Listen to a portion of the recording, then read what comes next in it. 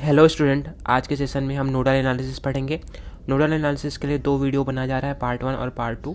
Part 1 में nodal analysis के लिए क्या क्या आवश्यकता होती है, प्री रिक्विजिट रहता है, उसको बताया जा रहा है।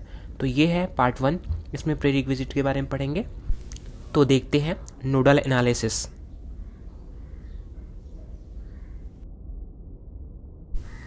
नोडल एनालिसिस शुरू करने से पहले आप सभी स्टूडेंट्स को मैं यह कहना चाहूँगा कि नोडल एनालिसिस को बहुत अच्छे तरीके से सीखें। अगर आप केवल नोडल एनालिसिस सीख लेते हैं तो आप इस सब्जेक्ट का 70% सर्किट को सॉल्व करना सीख जाएंगे। तो नोडल एनालिसिस सीख रहे हैं तो काफ़ी अच्छे से सीखें। ये आपके पूरे सब्जेक्ट में बहुत ज़्यादा उपयोग होगा और अगर आप ये सीख जाते हैं तो सर्किट सॉल्व करना काफ़ी आसान हो जाएगा, बहुत ही आसान हो जाएगा। तो आज का सेशन शुरू करते हैं, नोडल एनालिसिस। तो नोडल एनालिसिस जैसा कि नाम से पता चल रहा है, या कोई सर्किट रहेगा, कोई इलेक्ट्रिकल सर्किट रहेगा, उसको एनालाइज करने का एक तरीका है, मेथड है। तो यह क्या हो गया, नोडल एनालिसिस किसी भी इलेक्ट्रिकल सर्किट को सॉल्व करने का एक मेथड है। अब इस एनालिसिस के नाम पर जाएं तो इस एनालिसिस का नाम है नोडल एनालिसिस, जैसा कि नाम में ही है नोडल।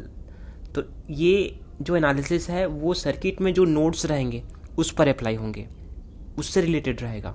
नोड्स क्या होता है इसके लिए एक वीडियो में पहले ही बताया जा चुका है। तो ये एनालिसिस नोड पर बेस्ड है।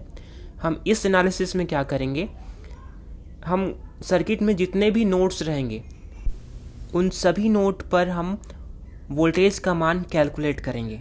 तो इस प्रकार से इस सर्किट एनालिसिस में सर्किट के सभी नोड्स पर वोल्टेज का मान कैलकुलेट किया जाता है।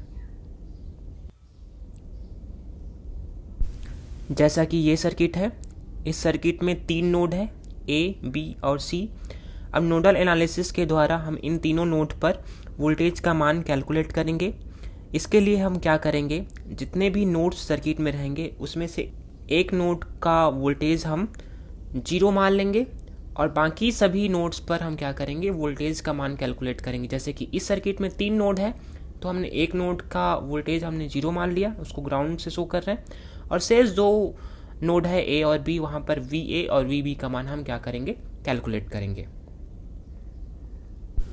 अब नोडल एनालिसिस को हम कुछ पार्ट्स में डिवाइड करें तो बेसिकली जो नोडल एनालिसिस है वो KCL और ओम्स लॉ से मिलकर बनता है। हम पहले किसी भी नोड पर क्या करेंगे, KCL Kirchhoff current law apply करेंगे। उसके बाद जितने भी उसमें करंट की वैल्यूज आएंगे उसको ओम्स लॉ से वोल्टेज की फॉर्म में, नोड वोल्टेज की फॉर्म में हम क्या करेंगे, बदलेंगे। तो इस प्रकार से नोडल एनालिसिस इक्वल टू लिख सकते हैं KCL प्लस ओम्स लॉ, या KCL और ओम्स लॉ का कॉम्बिनेशन होता है। KCL और ओम्स लॉ के बारे में हम पहले पढ़ चुके हैं। हम इसको रिवाइज कर लेते हैं कि KCL और ओम्स लॉ को हम नोडल एनालिसिस के लिए कैसे उपयोग करेंगे। तो नोडल एनालिसिस के परिप्रेक्ष्य में हम KCL और ओम्स लॉ को एक बार देख लेते हैं। तो पहले देखते हैं KCL, किरचॉफ करंट लॉ। किसी नोड या किसी क्लोज्ड बाउंड्री पर आने वाली धाराओं, करंट का योग उस नोड या क्लोज्ड बाउंड्री से निकलने वाली विद्युत धाराओं के योग के बराबर रहता है। मतलब कोई नोड रहेगा या फिर कोई क्लोज्ड बाउंड्री रहेगा, उस पर जितनी भी धाराएं आएंगी उसको जोड़ दें, और उस नोड या उस क्लोज्ड बाउंड्री से जितनी धाराएं निकलेंगी उसको जोड़ दें, तो ये दोनों क्या रहेंगे, बराबर रहेंगे KCL के अनुसार। अर्थात किसी नोड या क्लोज्ड बाउंड्री पर आने वाली धाराओं का योग इक्वल टू निकलने वाली विद्युत धाराओं का योग। जैसे कि यहाँ पर एक नोड A है, इस पर 3 ब्रांच हैं, जिस पर एक I1 धारा इस नोड A पर आ रही है और 2 धाराएं I3 और I2 इस नोड से बाहर की ओर निकल रही है। तो हम KCL यहाँ पर अप्लाई करें, इस नोड पर अप्लाई करें। KCL हमेशा नोड पर अप्लाई करते हैं। तो अगर इस नोड पर हम KCL अप्लाई करें तो क्या हो जाएगा, इक्वल टू के इस साइड क्या लिखेंगे, जितनी भी धाराएं आ रही है उसको योग करके। तो केवल यहाँ पर एक ही धारा आ रही है तो यहाँ पर लिख दिया I1, और दूसरे साइड इक्वल टू के हम राइट साइड में क्या लिखेंगे, जितनी धाराएं निकल रही है उसको योग करके लिखेंगे। तो यहाँ पर I2 प्लस I3 हो जाएगा। तो इस प्रकार हमने इस नोड ए पर केसीएल अप्लाई कर लिया और हमें ये इक्वेशन मिल गया I1 equal to I2 plus I3। अगर इसको थोड़ा सा जो I2 और I3 है उसको पक्षांतर करके हम लेफ्ट साइड में ले आए तो इक्वेशन क्या हो जाएगा, I1 minus I2 minus I3 equal to 0। इसी प्रकार क्लोज्ड बाउंड्री वाला एक एग्जांपल लेते हैं। यहाँ पर दो नोड है ए और बी, उसके बीच में एक वोल्टेज सोर्स कनेक्टेड है। तो हम क्या कर रहे हैं, यहाँ पर एक बाउंड्री बना रहे हैं, क्लोज्ड बाउंड्री कुछ इस प्रकार से। और इस बाउंड्री में हम क्या करेंगे, केसीएल अप्लाई करेंगे। तब इस बाउंड्री को देखते हैं तो इसमें दो धाराएं I1 और I3 क्या कर रही है, इंटर कर रही है, और दो धाराएं I2 और I4 इस क्लोज्ड बाउंड्री से बाहर की ओर निकल रही है। अब हम क्या कर सकते हैं, इस पूरे बाउंड्री पर भी हम केसीएल अप्लाई कर सकते हैं। इस क्लोज्ड बाउंड्री पर भी क्या कर सकते हैं, केसीएल अप्लाई कर सकते हैं। अगर अप्लाई करें तो क्या हो जाएगा, जितनी भी धाराएं इस पर इंटर कर रही हैं उसको एक योग करके हम क्या कर देंगे, इस इक्वल टू है इसके लेफ्ट साइड में रख देंगे। तो क्या कौन कौन सी धाराएं इंटर कर रही थी, I1 और I3, तो यहाँ पर लिख दिया I1 प्लस I3। अब इक्वल टू के लेफ्ट साइड में जितनी धाराएं बाहर निकल रही है उसको रखते हैं। तो I2 और I3 क्या हो रही है, बाहर निकल रही है, तो I2 प्लस I4 आ गया। ठीक है, तो हम इस इक्वेशन इस प्रकार से हमें क्या मिल जाता है, I1 plus I3 equal to I2 plus I4। और हम I2 और I4 है उसको पक्षांतर करके लेफ्ट साइड में ले जाते हैं तो हमें इक्वेशन क्या मिल जाएगा, I1 plus I3 minus I2 minus I4 equal to 0। तो इस प्रकार से हमने नोड पर और क्लोज्ड बाउंड्री पर केसीएल अप्लाई कर लिया। क्लोज्ड बाउंड्री वाला यह एग्जाम्पल जब हम सुपर नोड पढ़ेंगे तब इसका उपयोग होगा। अब नेक्स्ट देखते हैं ओम्स लॉ।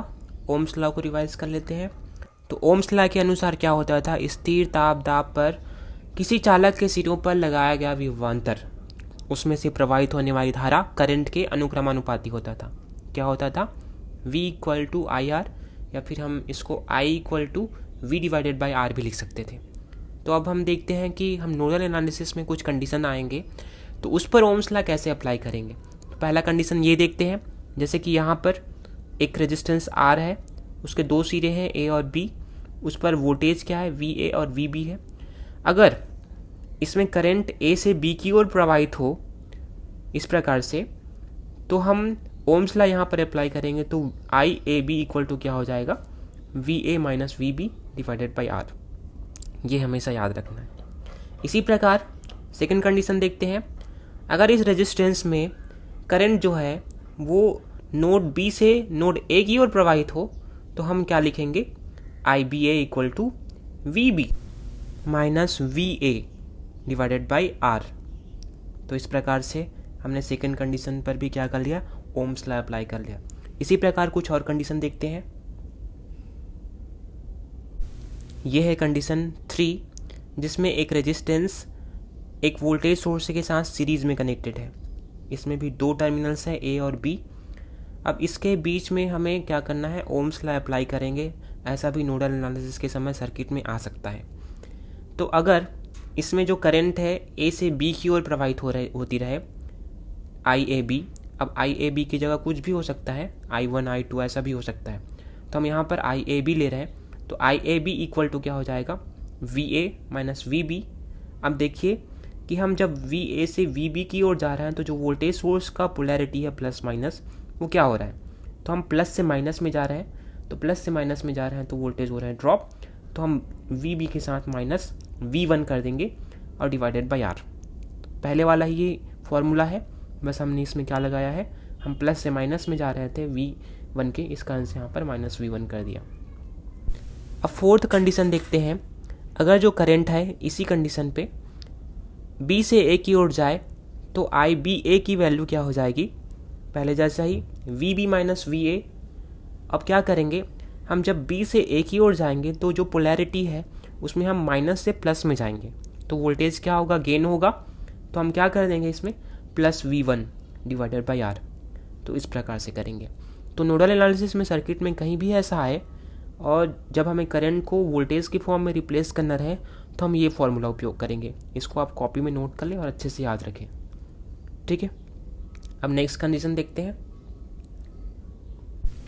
अब ये कंडीशंस 5 और 6 ओम्स लॉ से रिलेटेड तो नहीं है, लेकिन जब नोडल एनालिसिस अप्लाई करेंगे तो अगर हमें इंडिपेंडेंट करंट सोर्स मिलता है या फिर डिपेंडेंट करंट सोर्स मिलता है तो उस कंडीशन में क्या होगा उसको देखते हैं। अगर ए और बी के बीच में करंट सोर्स कुछ इस प्रकार से कनेक्टेड है जिसमें एरो का डायरेक्शन ए से बी की ओर है और इसकी वैल्यू दी हुई है 3 एम्पियर। अब हम कुछ करंट इस ब्रांच पर मानेंगे। अगर हम ए से बी की ओर करंट मानते हैं तो आई ए बी की वैल्यू क्या हो जाएगी 3 एम्पियर। अगर जो करंट सोर्स का एरो का डायरेक्शन है उसके उल्टे डायरेक्शन में हम मानते हैं आई बी ए, हम मान रहे हैं कि बी से ए की ओर जा रही है करंट आई बी ए, तो आई बी ए की वैल्यू क्या हो जाएगी -3 एम्पियर। तो ये याद रखना है।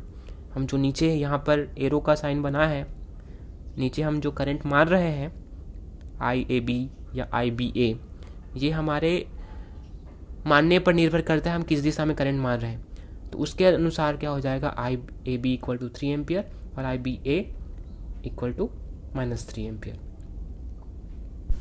तो इस सेशन में हमने केसीएल और ओम्स लॉ जो नोडल एनालिसिस के लिए आवश्यक है उन कॉन्सेप्ट को हमने क्या किया, रिवाइज किया। हमने जाना कि अगर नोडल एनालिसिस करते समय ये कॉन्सेप्ट आ जाए तो हम इसको अप्लाई कैसे करेंगे, हमने ये देखा। तो नेक्स्ट सेशन में इसका पार्ट 2 आएगा जिसमें हम नोडल एनालिसिस कैसे अप्लाई करेंगे उसके स्टेप्स देखेंगे। धन्यवाद।